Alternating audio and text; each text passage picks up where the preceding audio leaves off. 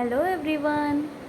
आज है 30 days challenge mehndi tutorial का डे 2 और आज हम बनाने जा रहे हैं मेहंदी फिलिंग डिज़ाइन। तो चलिए फिर बनाते हैं और वीडियो के एंड तक बने रहिए। Let's start.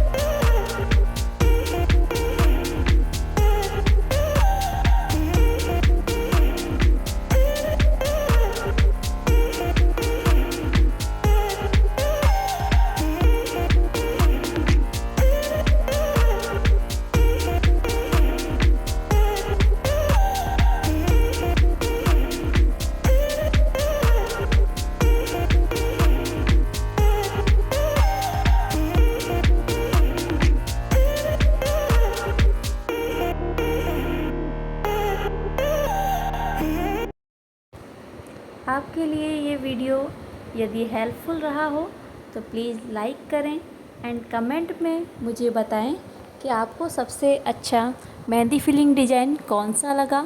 और यदि अभी तक आपने मेरे चैनल को सब्सक्राइब नहीं किया है तो प्लीज़ कर लीजिए ताकि आने वाली सभी वीडियोस आप तक पहुंच सके। एंड ट्यूटोरियल वीडियो में डे 3 देखने के लिए please stay tune and keep practice. Thank you so much. Bye bye.